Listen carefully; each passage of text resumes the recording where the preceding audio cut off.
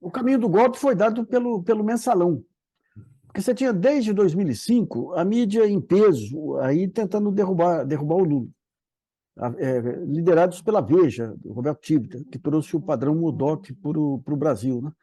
E o padrão consistia em denúncias, em cima de denúncias, que a gente desmontava. Era um grupo aí de 4, 5 blogs. A gente desmontava em meio-dia, porque eram todas as informações inverossímeis, né? Cuba mandando dinheiro pelo, por garrafa de rum, aquelas maluquices lá que foram chamadas aí de jornalismo de esgoto, né?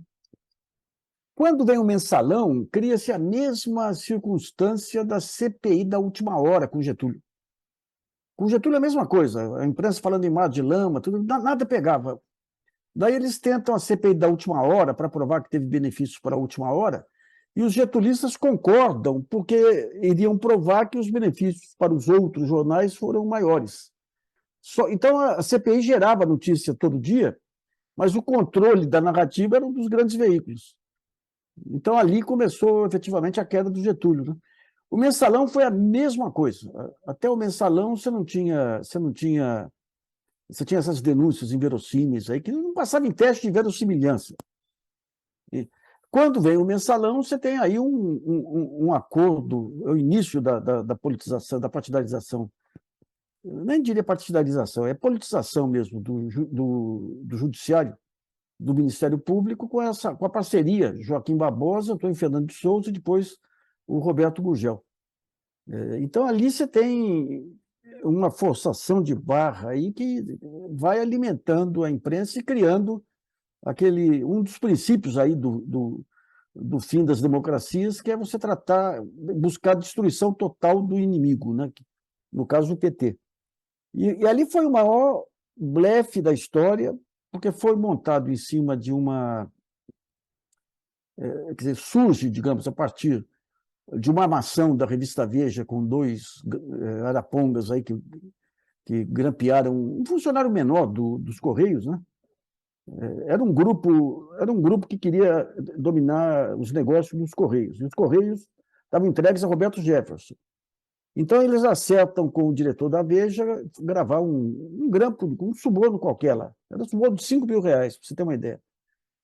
Fazem aquele carnaval todo, cai o Dirceu, cai o Jefferson e abre espaço para o mensalão.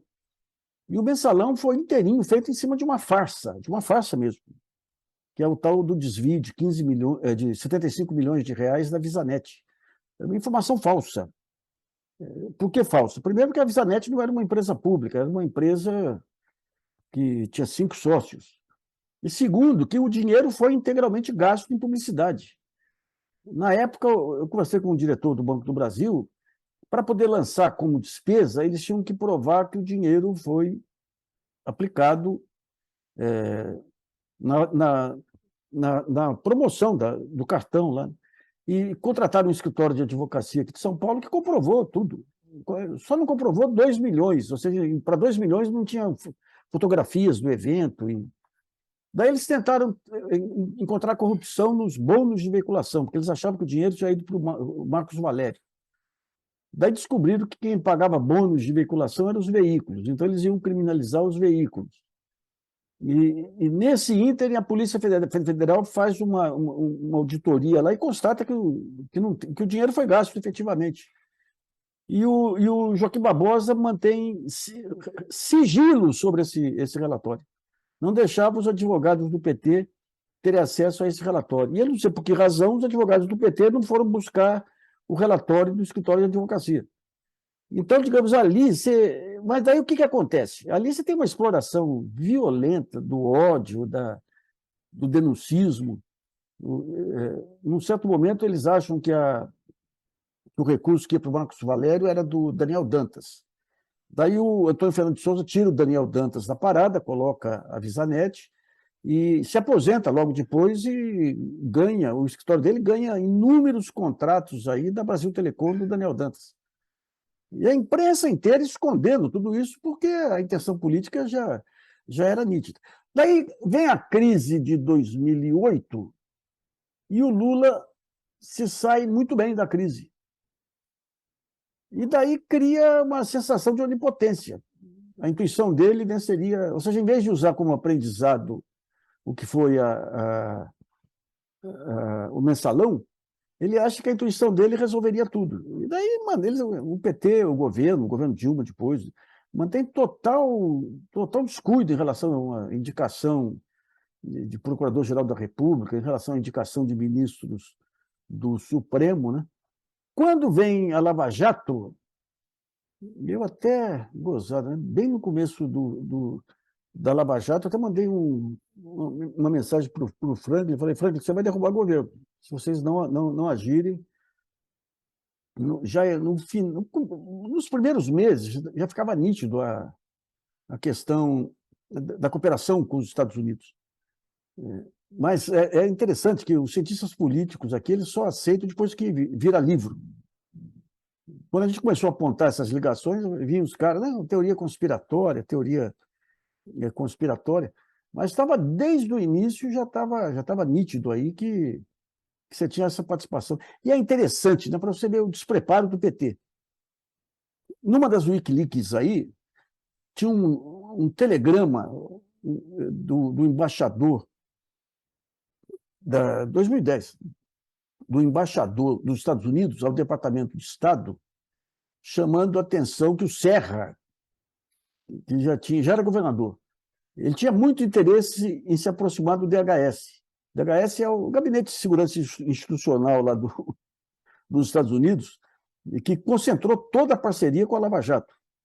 E o Serra queria de todo jeito, e estava lá na correspondência do embaixador. Ele não quer dinheiro, ele só quer uma assessoria, porque há suspeitas que possa haver atos terroristas no metrô. Daí eu fui atrás e falei, pô, qual é a do Serra aí? Daí a gente descobre que no Banestado, que teve já parceria Ministério Público, Sérgio Moro e DHS, aparecia o nome do Serra. Então o Serra sabia desde aquela época que a DHS era uma peça central aí nessa parceria Estados Unidos-Brasil, né? E o PT nunca se deu conta disso, né? Então surge a Lava Jato. De cara, os abusos já ficaram nítidos. No primeiro momento, você fala, pô, agora vão trabalhar de forma séria, né? Mas as jogadas já estavam nítidas desde o começo.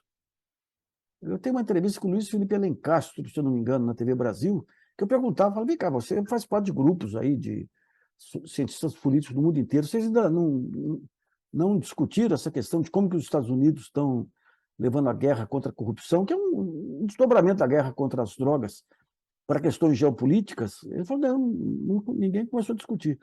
Uns 2 a 3 anos depois, um cientista político francês publicou um artigo mostrando o quanto que a França perdeu de negócios, porque veio a crise de 2008, quebrou os bancos americanos, os bancos franceses inteiros podiam financiar as empresas francesas para várias partes do mundo e não financiavam com medo da retaliação americana baseada nas leis que foram criadas lá, endossadas pelo CDE, de que os Estados Unidos poderiam chamar para si qualquer corrupção que passasse por dólares, né? Então, a partir dali ficou nítido o jogo aí, e a mídia, desde 2005, né? A mídia já estava... A mídia nos anos 90 nunca ganhou tanto dinheiro, mundialmente.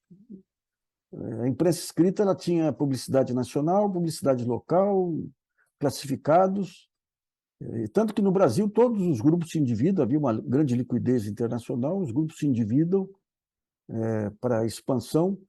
Daí, em 99, começo do ano, vem a Max Desvalorização do Fernando Henrique, e logo depois aparece a internet derrubando aquelas barreiras de entrada para grupos estrangeiros, né?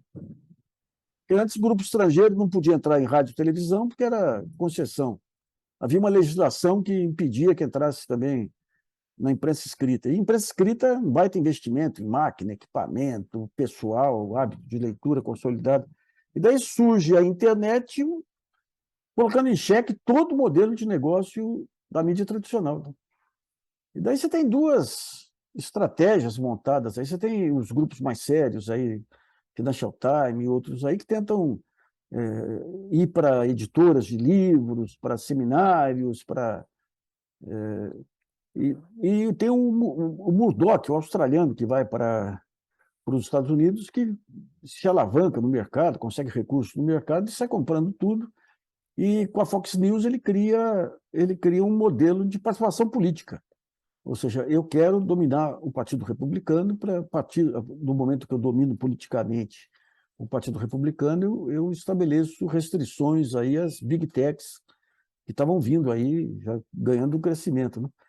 E o Roberto Tivita, da Abril, traz esse modelo para o Brasil, numa fase que você tinha problemas de transição nos principais grupos aí, Frias, velho Frias saindo de cena, Roberto Marinho morrendo, e os filhos todos, inclusive dos Mesquita lá, todos vão se abrigar na asa do Roberto Tivita e dão início a esse processo de fake news, que era o que o Murdoch fazia, essa questão dos algoritmos e fake news, ele que percebeu.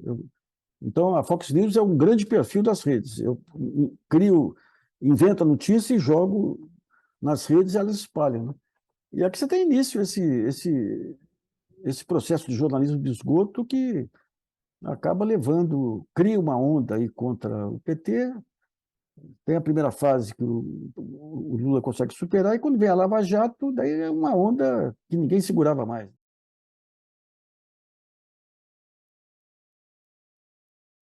Eu participei o início da SISBIN, o Sistema Brasileiro de Inteligência, foi criado pelo Márcio Tomás Bastos.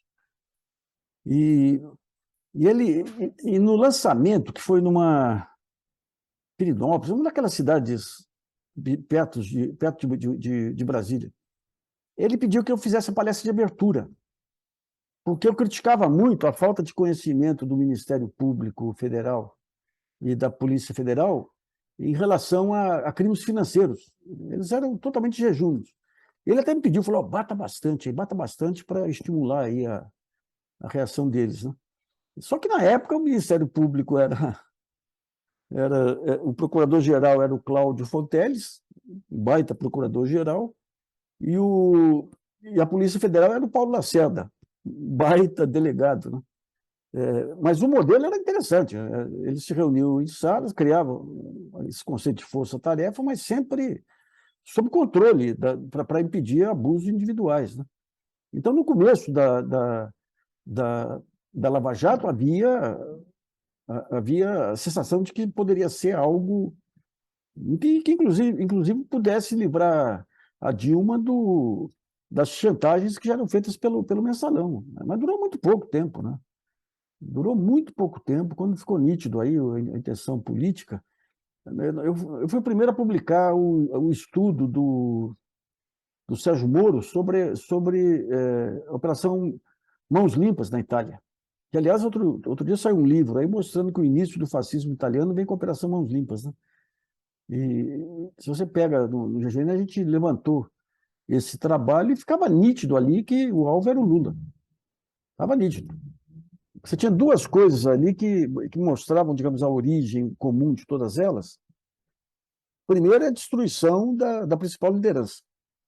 Então é o seguinte, se você destrói o cabeça, daí acaba as redes de solidariedade. Mas não, era uma intenção política mesmo. E o segundo ponto é o seguinte, o que leva à corrupção é uma economia fechada, porque se a economia é aberta, tem disputa e não tem corrupção. Que é um blefe, mas foi aquele blefe que destruiu a economia italiana nos anos 90 e a brasileira agora, né?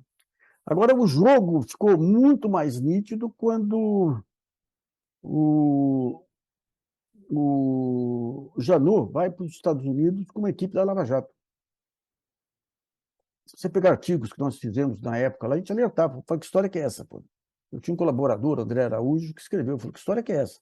A Petrobras está sendo processada nos Estados Unidos e vai ao Ministério Público lá. Quem tem que ir lá é a AGU lá para defender a Petrobras, né? E na época eu mandei um e-mail para um dos caras da Força Tarefa lá de Brasília, que eu tinha confiança. Falei, pô, que história que é essa? Pô, que estou fazendo? Não, não, vai ser uma viagem protocolar e tudo. E eles voltam e um mês depois é preso o Almirante Otto. Daí eu fui mapear por onde que o Janot tinha andado. Ele tinha ido visitar uma advogada do Departamento de Justiça, que até um pouco antes era advogada do principal escritório de advocacia da indústria nuclear norte-americana. Eu mandei um e-mail para ele e falei, pô, rapaz, vocês foram buscar informação contra o acordo nuclear brasileiro? Ele respondeu, posso te garantir que não saímos daqui com essa intenção. Ou seja, confirmando que trouxeram essa informação. Né? Mas ali você já estava... O Audálio Dantas, uma vez, fez um seminário em Tiradentes para discutir a Lava Jato. E estava aquele pessoal da ABRAGE, que é a Associação Brasileira de Jornalismo Investigativo, foi a Miriam Leitão lá para defender a Lava Jato, e eu fiz o contraponto lá, falando que aquilo não era jornalismo, o que a mídia estava fazendo. E é interessante que uma das jornalistas aí da ABRAGE, aliás, uma repórter, já estava aposentada, mas uma repórter muito conceituada aí dos meus tempos, aí falou, pô, mas o que você faria diferente? Eu falei, eu te contrataria para fazer reportagem. Isso, o que está saindo aqui é release, não é reportagem. Vocês não questionam nada, não... Mas um pouco antes, já durante 2010, teve um pacto aí entre o Supremo e o Ministério Público, um pacto tácito, segundo a qual só eram aceitas as denúncias provenientes da grande imprensa, que era uma maneira de se blindar e de se defender das denúncias que pudessem ser feitas. Né? E nós apuramos uma muita irregularidade, cheiro de corrupção. Por exemplo, chega um momento que eles prendem o Mariano Marcondes Ferraz, que era do board da Trafigura. A Trafigura é uma das 50 maiores empresas aí da Standard & Poor's. Da, da, da... Ele foi preso, uma denúncia do Paulo Roberto lá, e quando você conversava com os advogados aqui em São Paulo, eles falavam agora, chegaram no cerne da corrupção da Petrobras, que foi que é a comercialização, que envolve recursos muito mais relevantes do que construção civil. Passa um tempo, ele solta o Mariano Marcondes Ferraz, e o processo em cima dele vai em cima de um trabalho que ele fez para a Decal, que é uma empresa italiana que atuava lá no Porto Suape, e deixa de lado a Trafigura. E a Trafigura sai comprando empresas da Petrobras na América Latina toda. Agora, é importante te lembrar algumas coisas aí, tá? Quando a gente fala do início lá da Lava Jato, que a corrupção na Petrobras chegou num nível aí muito grande. Um nível grande, um nível focado em diretores específicos, e como a Petrobras tinha ficado uma empresa muito grande, gigantesca lá, os valores nominais eram altos. Né? E a Dilma colocou a Graça Foster lá para tentar resolver. E a Graça não tinha a menor experiência em nada, em nada, em nada. Então, o que ela passou a fazer foi concentrar a liberação de pagamentos no gabinete dela, que só atrasou ali a Petrobras, quebrou algumas empresas que ficaram sem receber, e não é na hora de fazer o pagamento que você vai identificar corrupção. Né? Então, você tinha realmente ali um amadorismo muito grande. Né?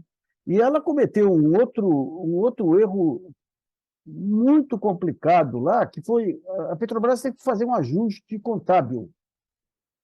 Por que o ajuste contábil? Porque você tem um valor contábil da empresa que depende da perspectiva de faturamento da empresa. Então, com o petróleo caro, aquela perspectiva era uma. Se cai o preço do petróleo, você tem que reformular o balanço e a Graça Foster permitiu que aquela diferença grande, que foi aquele ajuste de balanço, fosse apresentado pela mídia como a corrupção da Petrobras, que era um absurdo. Havia muito amadorismo. Né? E você teve um episódio em particular que foi terrível aí, que foi o caso de Pasadena. Quando surgiu a denúncia do Estadão da Pasadena, era um relatório do TCU que apontava irregularidades administrativas lá. E essa matéria era para morrer quando A Dilma, então presidente, manda um e-mail para o Estadão dizendo que, quando foi feita a compra da Passadina, o Gabrielli não informou ela sobre dois itens lá do acordo feito com os acionistas da Passadina. Aquilo lá levantou uma lebre monumental, rapaz. Eu fiquei umas 3 semanas tentando descobrir. Eu falei, pô, esse, esses pontos do acordo são normais, porque você tem um sócio que não opera e um sócio que opera. Então, o sócio que opera, que era a Petrobras, ia fazer uma estratégia que beneficiava a Petrobras, que era trabalhar o petróleo pesado. Então, tinha que dar algumas contrapartidas para o outro sócio, né? Eu falava, será que essa sacanagem está aqui? Imaginava algo, daí escrevia. Daí o Gabriel me ligava e falava, não, os caras teriam direito a esse valor se, se eles tivessem investido, mas não investiram. Daí se achava um outro ponto. Então ficou uma situação complicada, né? E quando eles fizeram o ajuste patrimonial também contábil da Passadina, por conta da queda do preço do petróleo, eu falei, pô, fizeram o ajuste, zeraram as perdas. O que vier daqui para frente é lucro. E pedi para a Petrobras dados de resultado da Passadina, depois do ajuste, e não me deram, para não deixar a Dilma em uma situação, uma coisa assim. Depois você descobre que tinha questões pessoais aí, entre ela e o Gabrielli, né? E aquilo lá foi o primeiro movimento, digamos, que alertou a opinião pública para as vulnerabilidades que existiam na Petrobras, né? Agora, a partir dali, o que houve foi isso que a gente sabe hoje em dia, né? Foi a coisa mais escandalosa da, da história do país. Eu lembro eu tinha uma boa relação com a Dilma, e a partir de um certo momento eu me afastei, aí porque a teimosia era muito grande lá, né? Mas eu fui convidado para uma coletiva dela com os colegas da imprensa tradicional. E lá para as tantas foi colocado, falou, gente, por que não penalizam os proprietários e não as empresas? Quer dizer, em qualquer lugar do mundo, o que você faz? Você dá uma baita multa nos acionistas e nos executivos. Se eles tiverem dinheiro, eles pagam. Se não tiverem dinheiro, eles vendem a empresa e, com o dinheiro recebido, eles pagam, mas a empresa fica preservada. Daí eu lembro lá um colunista da Globo falando, estou repetindo o que aquele procurador Grisalho lá, que era o mais terrível deles lá, tinha dito algum tempo antes. Não, mas isso aí é bobagem, porque nos Estados Unidos são empresas de capital aberto, aqui são empresas familiares. Até eu não aguentei, eu lembro, até falei, companheiro, por acaso empresas familiares não podem ser vendidas, pô? Ou seja, era um nível de argumentação tão primário para justificar a quebra de empresas, morte de empregos, quebra de receita, mas é aquele processo longo. Eu tenho um livro que eu lancei em 2002, O Jornalismo dos anos 90, onde eu pego uns 20 casos de ondas criadas pela mídia, aí, que leva a massacres de inocentes. Desde o caso de Escola Base, Babodega, a única pessoa que ficava no contraponto era eu. Você não tinha mais um jornalista capaz de, de, de, de fazer essa autorregulação, fazer a crítica.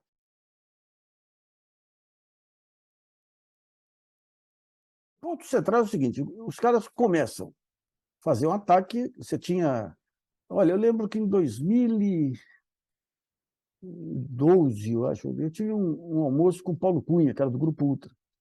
E estava todo mundo ficando sócio da Petrobras lá, Braskem. Por que vocês não entram? Eu falei, não, com o Paulo Roberto lá não dá. Você já era conhecido aquela...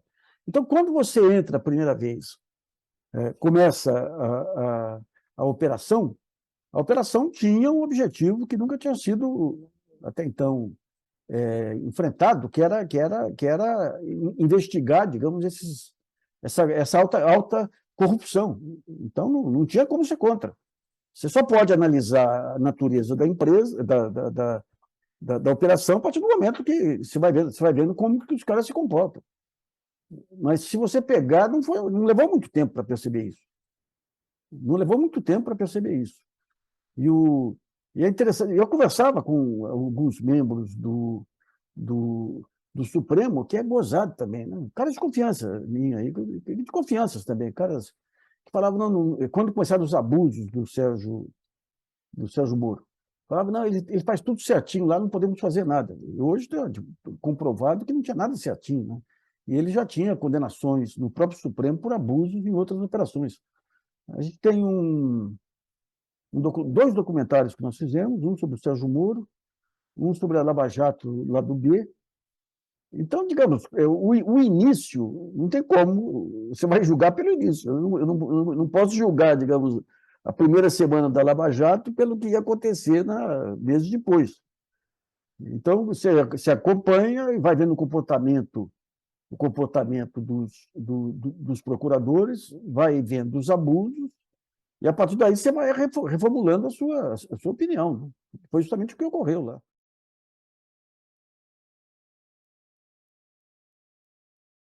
A Lava Jato, ela nasce das entranhas de um departamento, de uma secretaria lá do Departamento de Justiça, que foi feita para coibir crimes corporativos. E eles que criam todo esse know-how aí de tortura, né? De colocar o cara preso lá com um rato, até ameaçar a família. Eles que lançam pela primeira vez essa ideia do estardalhaço midiático para ganhar força. E eles, nos primeiros movimentos, eles quebraram uma das maiores empresas de consultoria do mundo, Anderson Consulting. A partir daí, você começa a ter uma reação nos Estados Unidos contra esses abusos. Eles pegam um senador que estava na véspera de uma convenção e fazem uma denúncia que o senador teria feito uma reforma numa chácara que ele tinha para desviar dinheiro, para superfaturar dinheiro. Depois, esse senador logo depois morre em um acidente de avião e continua. Daí o juiz começa a exigir mais informações e descobre que, na verdade, o senador pagou efetivamente pela reforma do sítio, era o construtor que cobrava mais dele. E tem uma sentença, eu acho que a gente colocou no Lava Jato lá do B, que foi um dos documentários que nós fizemos, tem uma sentença de um juiz arrebentando com o procurador. Arrebentando. Falando da vergonha que era aquele tipo de método e tudo. E logo em seguida esse procurador entrou em depressão, até acho que se matou, se eu não me engano. Mas aparentemente lá você tem uma noção de vergonha pessoal que não tinha aqui, né? Aqui eles usaram toda a metodologia que já... A partir dali, os Estados Unidos revêem esse tipo de trabalho de destruição de empresas. Eles revêem isso aí. Tanto que, recentemente, por exemplo, você pega a Trafigura, teve uma condenação em 4 países, 1 bilhão de dólares aí. A parte brasileira foi 20 milhões. Então, eles não querem mais destruir a empresa. Impõem as multas, se a empresa consegue pagar, paga. Se não consegue, vende. Vende, né? Agora, aqui, o que ocorreu, aqui o Brasil ele tem apesar esse liberalismo maluco que tomou conta do país, ele tem um desrespeito absoluto pela empresa em si. Eu lembro quando teve lá atrás a discussão da lei de recuperação judicial, deu uma crise no mapping, a imprensa inteira exigindo que o mapping fosse fechado. A gente falava, gente, uma empresa funcionando não tem comparação com uma empresa fechada. Uma empresa fechada é só estoque e imóveis. Uma empresa funcionando é marca, é estrutura comercial. Então, se quiser pagar os passivos, tem que deixar a empresa funcionando, muda de mão, penaliza o... Mas aqui já sempre teve essa ideia da empresa. A única coisa limpa é o mercado, é o fundo financeiro. Então, quando começa a Lava Jato, esse pessoal não tinha, eles queriam impor poder. E um grande negócio que surge, porque veja bem, qual que é os dois pontos, de que maneira que o Departamento de Justiça atuou para incentivar, não só aqui a Lava Jato, mas incentivar procuradores de outros países. De um lado, fornecendo informação. Então, os caras ganhavam poder com a informação e com a estratégia de levar para a mídia isso aí. E, de outro lado, a porta giratória. Então, a Lava Jato ela cria um baita de um negócio corrupto, que os contratos de compliance com grandes escritórios de advocacia.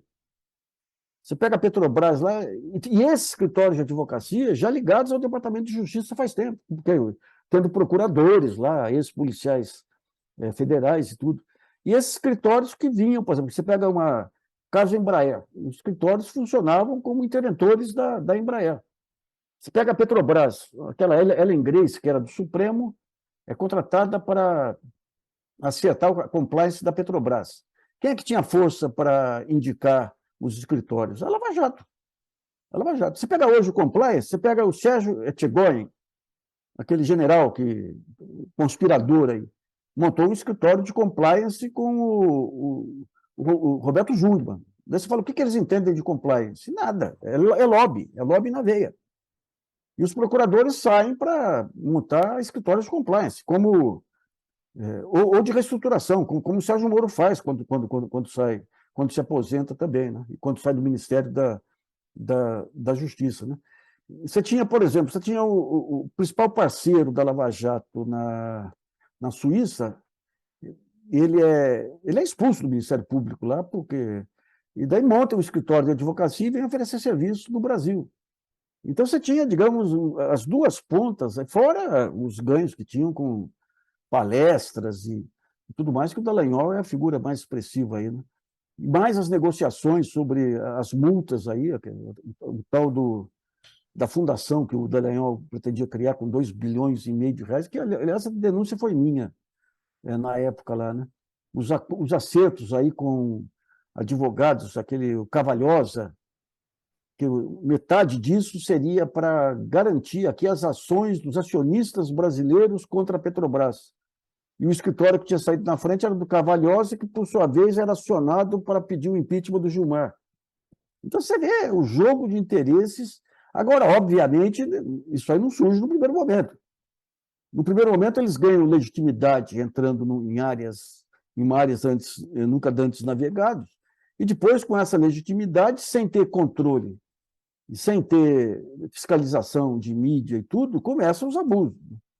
Quando começam os abusos, a gente começa a bater, fazer denúncia e tudo, mas a onda era irresistível, né? E a mídia tinha duas armas para influenciar os ministros, né? Uma é o chicote, né? O chicote, você colocar os ministros em maus lençóis, aí dizendo que eram que era a favor da corrupção, e a outra é a lisonja, né? Que tinha Camelúcia vira uma grande frasista, o Aires Brito vira um grande poeta, aquela história toda, né? O Janot aparece com aquela placa, Salve o Brasil. É o mesmo padrão que você tem hoje, obviamente hoje multiplicado aí com essas pessoas que ficam em frente de quartéis, né? Então você cria aí para o imaginário popular algo que não era. Mas é gozado. Você fala, eu não lembro quando que eu escrevi quando que eu tive a desilusão com a Lava Jato, porque na posse da Dilma, que foi em dezembro de 2014, eu já era francamente contra a Lava Jato, tanto que eu fiquei na mesa numa mesa lá com o Janot, e eu indaguei dele, falei, Janot, por que você não, até agora não mexeu na operação? Era uma operação que pegava o Aécio Neves na veia, que estava parado desde 2008. Eu lembro dele, ele falou, não estou sabendo de nada. Como não está sabendo? Foi o Miller lá, que é o seu braço direito, que tocou essa operação. Até abril eu faço isso. Então a gente já tinha percebido. Olha, a primeira vez que eu percebi, não sei se foi a primeira vez, mas ficou nítido aí quando o Janot encaminhou a lista de Janot, aquele monte de empresas, de pessoas lá que ele denunciava, e eu conversei com um amigo aí que era amigo do filho do Theory. E o filho do Theory disse que o pai ficou espantado com a lista porque o Janot implicava o Lindbergh. E o pai falava para o filho que não entendia como que implicava o Lindbergh e deixava de fora o Aécio, que tinha 10 vezes mais coisas aí.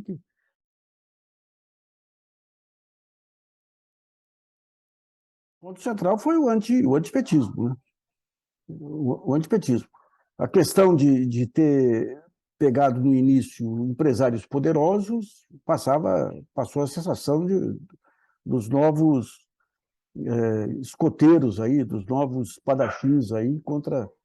Mas o antipetismo foi o ponto central, né? E esse antipetismo estava profundamente entranhado, digamos, nessa parte aí do pessoal da Lava Jato e no Poder Judiciário também. A maneira como se articulou, por exemplo, nós temos uma das matérias aí no GGN mostrando como que se articulou a formação daquele grupo no TRF4, daqueles 3 desembargadores. Foi todo um processo pensado mesmo. Eles iam montar o grupo, daí um dos desembargadores era mais independente, eles dão um jeito de promover ou de não votar e tudo, e ficam os 3 que têm um comportamento indecente, né?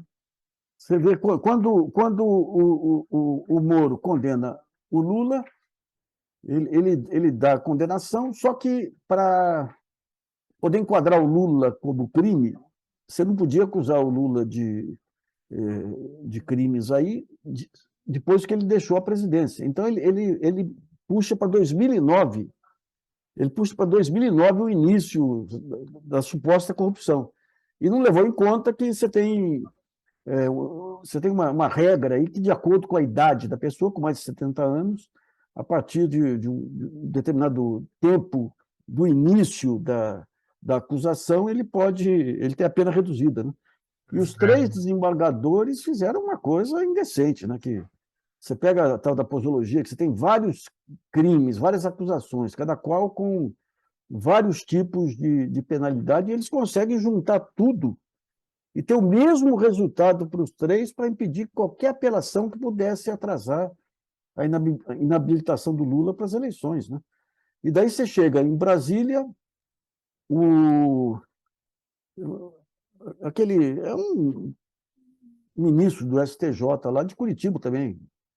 E daí chega no Supremo o Teori, durante algum tempo, ele tenta segurar a peteca lá, é alvo de chantagem. Quando ele resolve cumprir a lei e mandar soltar alguém lá, o Moro blefa, dizendo que era traficante, coisa e tal. E com a morte do Teori, entra para mim, a maior incógnita disso tudo aí, que é o Luiz Edson Fachin, que pelo histórico dele eu não entendi nada. Na época eu conversei com um membro da Lava Jato, e eles estavam satisfeitíssimos daquele negócio. O Fachin é nosso. Agora, como que conseguiram, se o Fachin até então era um legalista, um sujeito que defendia sindicatos, como é que conseguiram isso aí? Então, ou intimidação. Eu lembro uma vez, por exemplo, quando o Luiz Roberto Barroso entrou, eu fiz elogios a ele, baseado no julgamento de alguns amigos aí que esse meio jurídico aí para a criação de reputação é muito ruim, sabe? E eu não sabia disso, eu acreditei que o Barroso era um grande jurista e tudo aí. E ele foi legalista no começo, daí ele dá uma virada total. E eu critiquei, daí ele me convidou para um café e ele mostrou lá um dossiê que tinham feito em Curitiba aí contra ele, um daqueles blogs de ultradireita que a Veja tinha reproduzido. Eu falei, pô, mas, ministro, no seu cargo você não pode ficar tão suscetível assim, não, é muito desagradável. E a partir daí ele muda totalmente, e depois descobre que mudando ele ganha popularidade, ganha palestras, ganha isso, ganha aquilo, né? Então, digamos, foi uma onda mortal, uma onda que, nossa, quem ousasse ficar na frente era atropelado. Era atropelado. E a mídia deixou tudo por conta dos repórteres policiais, né? Que viraram repassadores de release, né? Então, um dos momentos mais vergonhosos da história do jornalismo, não digo dos grupos de mídia, é uma foto com os setoristas lá da Lava Jato comemorando a prisão do Lula.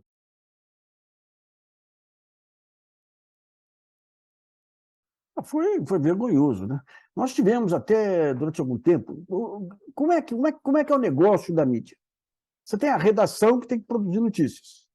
É a credibilidade dessas notícias que permite a empresa fazer os negócios dela lá. Então, você tem um pacto que tem que ser negociado.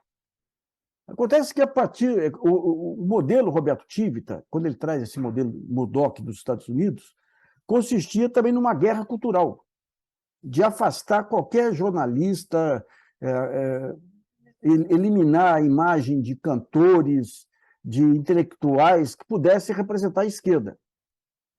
Então, nesse jogo que caiu eu, da Folha, o Franklin, a Teresa Cruvinel, que eles atacam, expõem, até o Chico Buarque.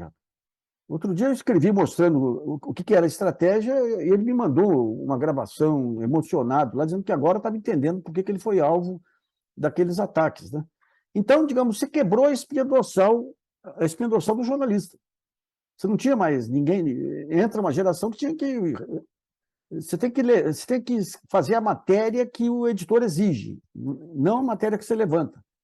E ninguém teve coragem de ir contra, porque o mercado inteiro se fechou, se cartelizou. Se cartelizou. E ao se cartelizar, se o jornalista não se curvasse aquilo, não tinha emprego. Não tinha emprego. E os jornais, por sua vez, ficaram numa posição cômoda, aí, à mercê dos repórteres policiais, né? E eu já tinha experiência com reportagem policial, algumas, né? Nos anos 80, o caso Tiepo, depois Escola Base e tudo. Que é o seguinte, você fica nas mãos, quem tem informação é o delegado, no caso da Lava Jato eram os procuradores, aí os delegados. Então você tem que puxar o saco deles para você conseguir a informação. E daí, você pega lá o Fausto Macedo, que é um repórter policial, e de repente fica a coluna mais lida do Estadão. Então o Estadão passa a depender também das matérias policiais para manter a tiragem. E daí você tem um outro ponto aí, que é o medo da imprensa de ir contra a onda do leitor. Eu não quero, só vou perder leitor. E como criou a onda aí, que todo mundo era a favor da Lava Jato, então foi vergonhoso, né? Foi vergonhoso, puxa-saquismo, a maneira como esconderam os abusos do Dallagnol, principalmente, dos palestrantes. A minha cidade, por exemplo, teve uma feira literária que estava o Dallagnol, os dois filhos da Miriam Leitão e a Miriam Leitão, todos se confraternizando em cima da Lava Jato, né? Então o pessoal aproveitou para surfar, né? Surfar. Colunistas que, quanto maior o discurso de ódio, mais repercussão tinha para o colunista. Você teve uma demanda por colunismo de ódio aí, que até o Nelson Mota, lá, né, o Ternurinha, lá, ficou praticando um jornalismo de ódio, né? Então foi uma loucura, foi um tempo de insanidade aí, com muito oportunismo no meio, porque você cria um vácuo político, e daí todo mundo acha que pode cavalgar o vácuo político, né? O Temer cavalgou, o Luiz Roberto Barroso cavalgou o novo iluminismo aí, o condutor de povos, eu sou o novo Rui Barbosa, o novo Joaquim Nabuco.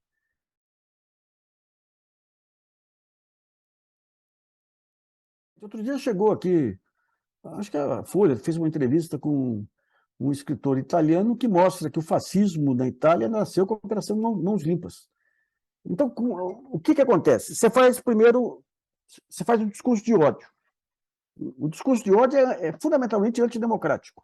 Então, eu quero destruir eu não quero derrotar o meu inimigo, eu quero destruir o meu inimigo.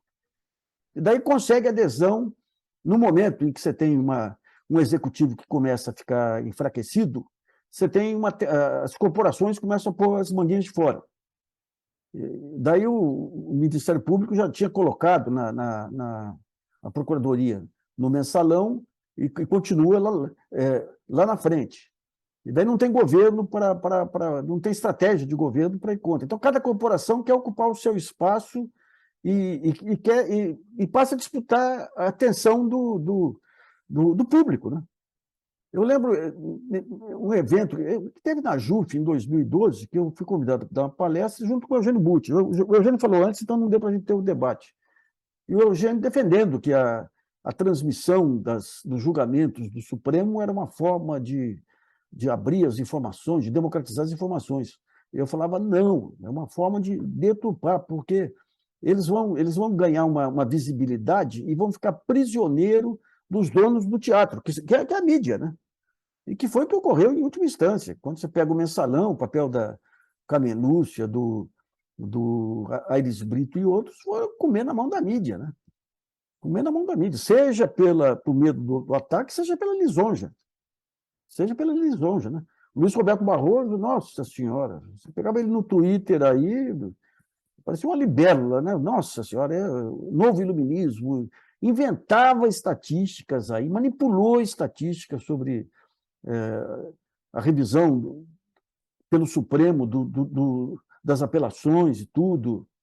Então, você cria esse caos, você não tem mais partido político, todo mundo é antissistema, então, a partir daí está o espaço aberto para o antissistema.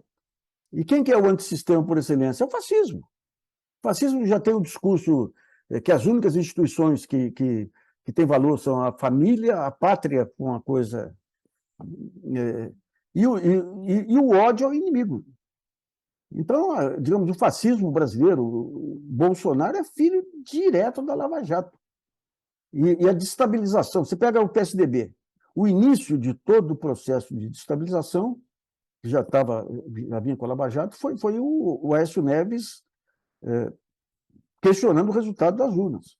Ali começa, quando você lê aquele livro Como Morrem as Democracias, esse é um dos passos iniciais aí, né? Então, a partir daquele momento, você tem... Acaba o PSDB, que controlava mantinha sob controle uma direita mais civilizada, desaparece, perde o controle, e sem instituição, sem regras sociais, com ataques aí ao politicamente correto e tudo que marca a ascensão desse pessoal aí, você tem a selvageria imperando, né? E dentro da selvageria, você pega o mais selvagem de todos, que é o Bolsonaro. É o cara que participou dos porões, é o cara que defende a tortura. Então, digamos, é filho direto, né? Se for pegar os responsáveis aí, é mídia e Supremo. O Supremo aparentemente aprendeu aí, está tentando agora defender a democracia, né? Você tem parte da mídia meio perdida aí, né? Então, é um jogo enrolado. Não, a Lava Jato acabou, né? O que você tem lá ele vai ser um político a mais e muito medíocre, né? Muito medíocre, não tem condições de articular nada aí, né? Ainda tem que explicar muito. Os negócios da esposa dele nunca foram explicados. A gente fez aí um documentário sobre ele, todo lugar que ele ia trabalhar, a esposa montava um escritório que representava escritórios de advocacia ou de Curitiba ou do Rio de Janeiro, sendo que o juiz era ele. E ela dava entrevistas dizendo que ganhava mais nos escritórios do que ele. Então tem muita coisa para aparecer ainda aí, sabe? Essa questão dos advogados de delação premiada, aqueles honorários milionários, qual que era o mérito do advogado de delação? Ter uma boa relação com o juiz e com o procurador. Eles escolhiam. Então, tem muita coisa. Então, digamos, o lavajatismo acabou.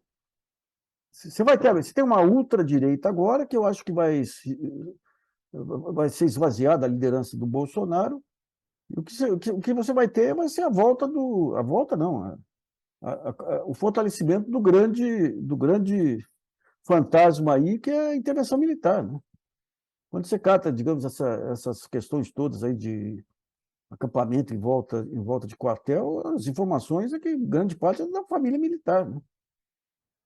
Então, digamos, o bolsonarismo, você vê, a posição do Alexandre de Moraes aí, as medidas que ele tomou, deixaram o Bolsonaro apavorado.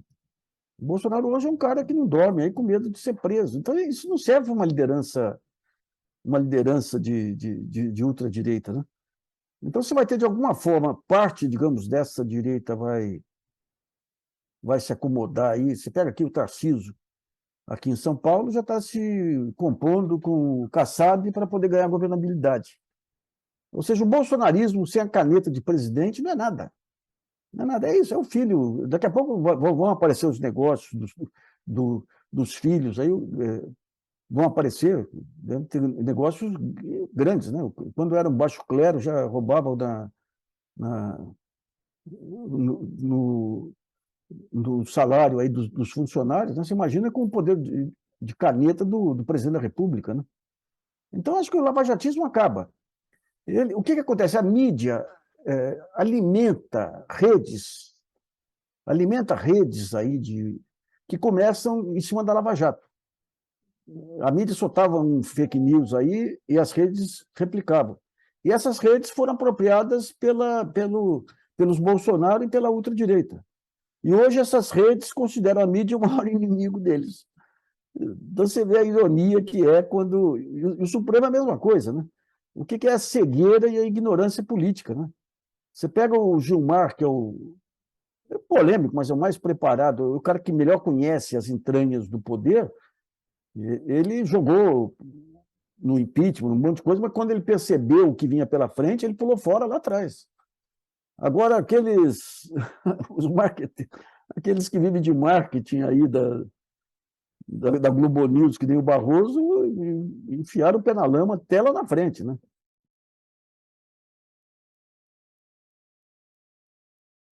Mas eu não sou de me chocar muito assim com notícias, mas eu confesso que o primeiro choque violento foi quando, para mim foi um choque tão grande quanto ver na televisão o avião batendo nas Torres Gêmeas. Foi quando, eu acho que eu estava no aeroporto, a Globo News passando o diálogo da Dilma com o Lula. Aquilo era de uma violência contra o país, mas tão grande, rapaz. Aquilo me chocou profundamente, né? A segunda vez foi aquela condução coercitiva dele para Congonhas aí, e ele teria sido levado para Curitiba se não fosse a reação do povo aí que foi informado e percebeu o jogo aí. Aquele foi um outro momento terrível também, né? A prisão dele lá e aquele comício em frente ao sindicato lá foi outro momento também, outro momento terrível, né? A, a vinda dele aqui para o enterro do irmão e o Toffoli impedindo que ele fosse ao velório. Puta vida. Eu deixei de entrevistá-lo quando ele estava preso, porque no dia da entrevista me deu uma pedra no rim aí que eu não conseguia, não. Mas, e do outro lado, aquelas cenas aí dos humildes dando bom dia a Lula, boa noite Lula, boa tarde Lula, aquilo é a cena mais bonita da história política do Brasil, né? Aquilo é comovente, né? Comovente. E a saída dele...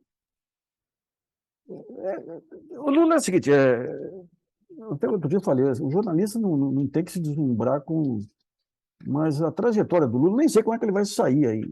Nem sei se vai ceder muito, se não vai ceder, mas a trajetória dele de passar o que ele passou, passar 500 dias preso. O pessoal achava, eu tenho certeza que eles achavam que o Lula não ia resistir, ia se matar, alguma coisa assim, né? E ele sai como a única esperança da democracia brasileira, a ponto dos seus antigos verdugos aí aderirem a ele, procurarem ele. É uma epopeia, né? É uma epopeia. É um personagem, você pega essa guerra, é um personagem da paz. Você pega essa guerra Rússia e Ucrânia, aí você tem uma geração de presidentes da República na Europa e tudo, nos Estados Unidos, da mais medíocre desde a Segunda Guerra lá, né? E, de repente, vem essa guerra da Ucrânia e todo mundo pressionando para destruir a Rússia, para prolongar a guerra, para desgastar a Rússia, e não para pressionar a Rússia para chegar a um acordo de paz, né? As únicas pessoas que fazem isso são dois dos únicos estadistas do momento, que é o Papa e o Lula. A entrevista do Lula para uma revista americana lá repercute no mundo inteiro. Então, quando você fala em estadistas, pessoas com capacidade de mudar o mundo, você tem o Papa, é o Lula, é o presidente da China, e para o bem ou para o mal é o russo lá também, que o Putin lá, que Que caso, digamos, aquela figura do estadista, o cara que vê o Estado, quer transformar o Estado, mas os caras da paz aí são Lula e o Papa, né? Então, digamos, essa volta dele é um negócio épico, né? Ele preso, sendo recebido, recebendo mais visitas ilustres que o presidente da República, ele viajando aí sem ser nada e sendo recebido com honras de chefe de Estado na França e tudo. E antes disso, ele, presidente, vai lá, visita Israel e, e anda de carro aberto lá pelas ruas de Israel, sai de lá e vai visitar a Palestina. A dimensão internacional do Lula é uma coisa tão grandiosa que os adversários não conseguem chegar nem perto. É por isso que, quando vem os ataques, chamam de bêbado, disso, daquilo. Não estou nem falando dos bolsonaristas, não. Estou falando daqueles que ajudaram em todos os ataques contra o Lula e hoje são defensores do Lula. Então, estão vários aí, defensores do Lula. Aí. Eu lembro uma vez que eu fiz um jornalista de Brasília que fez um artigo desses, que hoje é o maior defensor do Lula, fez um artigo chamando o Lula de bêbado, disso, daquilo, e eu lembrei o Ortega y Gasset, que ele dividia os políticos, os presidentes, em três grupos. Os intelectuais, que ele falava que são tão inteligentes que usam a inteligência como álibi para não ação, que é o típico Fernando Henrique Cardoso. Né? O segundo eram os pusilânimes, aqueles que são iguais às pessoas normais. Todo mundo gosta deles porque eles são do tamanho das pessoas normais, que é o Itamar. E os estadistas. Ele fala que os estadistas são megalomaníacos. O estadista quer mudar o país, é só um megalomaníaco. Ele fala que o Napoleão tinha complexo de Napoleão. E eles são tão grandes que o cidadão comum não consegue enxergar o tamanho. Então, a maneira que eles têm de atacá-los é trazê-los ao seu nível. Então, fala, não escova o dente, não bebe muito, isso ou aquilo. É o que ocorre em relação ao Lula. A dimensão do Lula, você nunca teve um brasileiro com uma dimensão internacional que tem o Lula. Repito, não sei o que vai ser o governo dele. Parece que está fazendo algumas concessões na área de defesa, mas é o cara, que nem diz o Obama, né? É o cara que projetou o Brasil, foi alvo da maior perseguição jurídica e policial da história do Brasil em cima de um político e sai maior do que entrou, né? Sai maior do que entrou. Então, um país que tem um ativo como esse tem que tratar bem, viu? Porque a França, quando teve alguns problemas com o Pompidou lá, a própria oposição preservou, porque sabe que o ex-presidente é um ativo nacional. Ou seja, na hora que aperta... Aqui mesmo, quando começou o Mensalão, nós tivemos 3 ex-presidentes que saíram em defesa da governabilidade. O Fernando Collor, o Sarney e o Itamar. O único que não saiu é o Fernando Henrique, porque o Fernando Henrique tem um problema pessoal, é uma questão de inveja intelectual do Lula. O Fernando Henrique é suficientemente inteligente para saber a dimensão política do Lula e a sua própria dimensão. Né? Então, ele não se permitia esses momentos de grandeza. Né? Então, o Lula, como... Agora, ele volta, né? Ele volta e como grande ativo, a grande esperança nacional de volta, de começo da reconstrução. Né?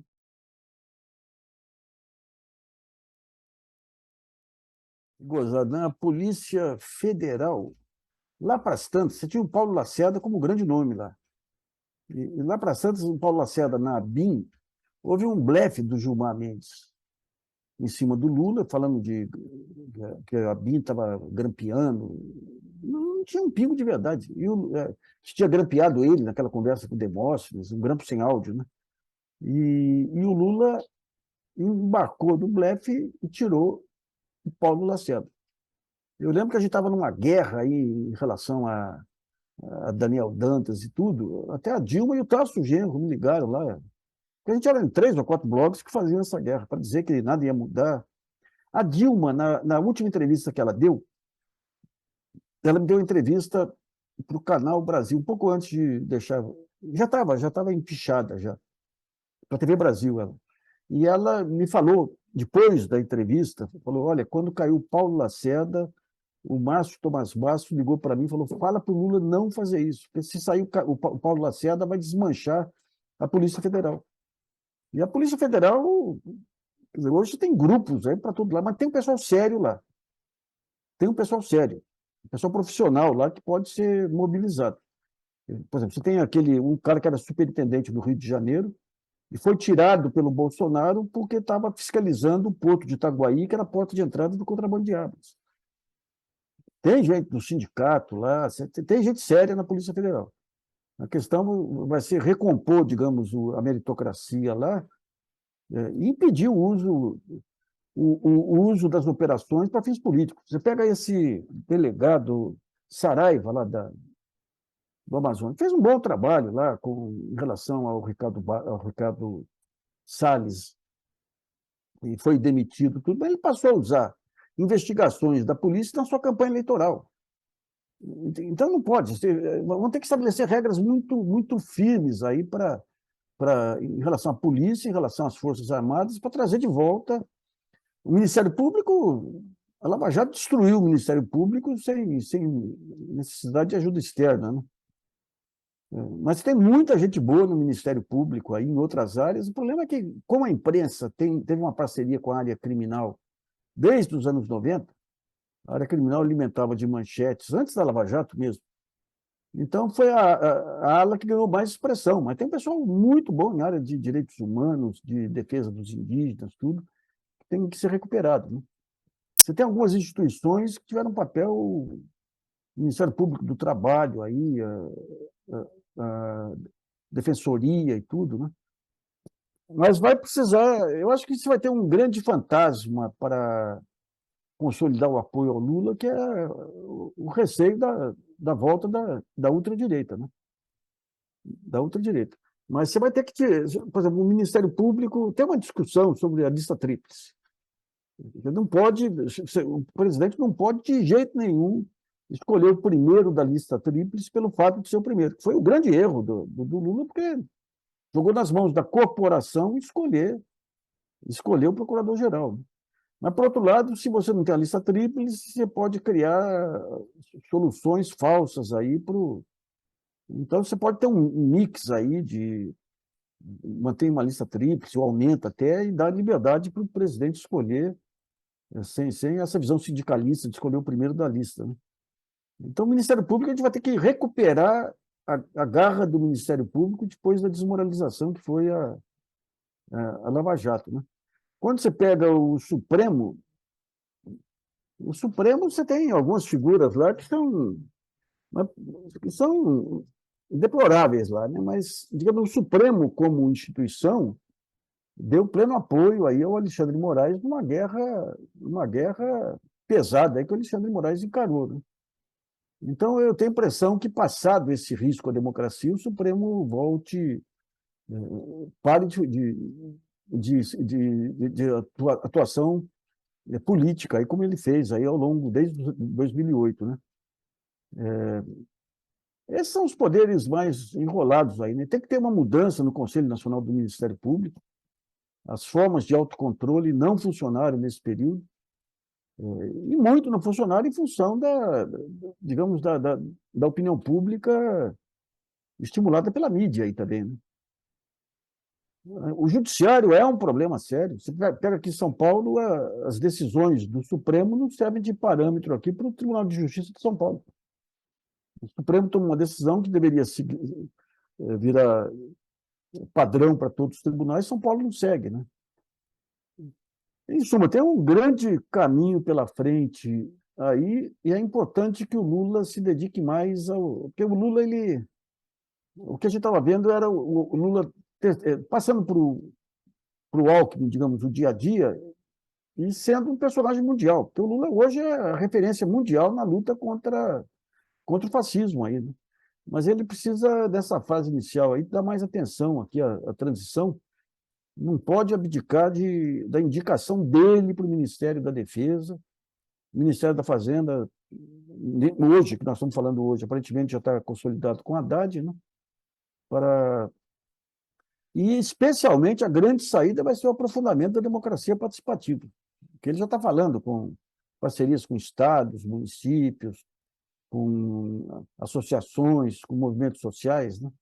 Esse vai ser o grande desafio, efetivamente, sair de Brasília e trazer de novo, permitir ao povo perceber, participar da política. A grande crise da democracia ocidental é esse distanciamento da política em relação ao cidadão, né?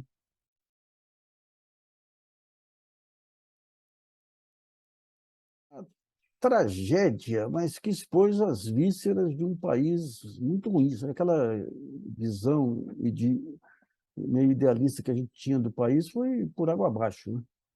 Foi por água abaixo porque mostrou, digamos, a extraordinária mediocridade das elites, um papel extremamente medíocre e cúmplice da mídia, mostrou corporações em que o senso de dever para com a corporação e para com o país é muito diluídos, né?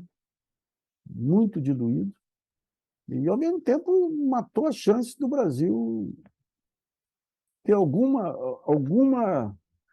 relevância econômica, né? Matou empregos, matou indústrias. Então, tudo muito, muito, muito, muito, muito difícil, principalmente abriu espaço para o bolsonarismo, né?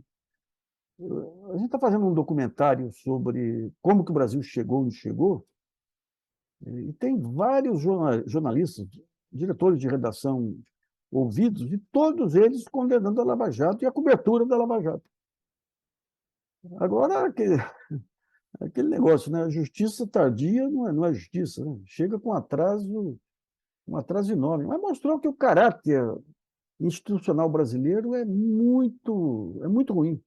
Você não tem figuras referenciais. Mas antes você tinha que ter figuras referenciais no jornalismo, no executivo, no judiciário, no Ministério Público. O que são as figuras referenciais? São as bússolas. O avião pode estar de um lado ou do outro, mas ela sabe qual o caminho. Aqui é tudo biruta de aeroporto. Se vai numa direção, vai todo mundo naquela direção. Então, é interessante que o Barroso, naquelas catilinárias dele contra o povo, dizia que o jeitinho era a pior coisa do brasileiro, que o brasileiro era intrinsecamente corrupto, porque tinha uma empregada de um amigo dele que não quis se registrar para poder receber auxílio, pereré, pereré, pereré. Mas aí o que a Lava Jato desnudou foi a absoluta falta de caráter público brasileiro. Você não tem aqueles valores públicos. Você teve um pouco no final da ditadura, aquelas pessoas que saíram do lugar eram mal vistas aí, porque isso aí, assim, perderam essa vergonha, né? Agora, com, digamos, o desastre de Bolsonaro, vão recuperar, mas no seu momento perderam a vergonha de aparecer, de ir contra as leis, de ser arbitrário, de dar palestra para o mercado financeiro, essas coisas mínimas que compõem, digamos, o cerimonial do cargo, né? Então, a Lava Jato serviu para isso. É um preço muito caro, viu? É muito caro, mas espero que, pelo menos, a lição tenha sido aprendida aí pelas instituições, né?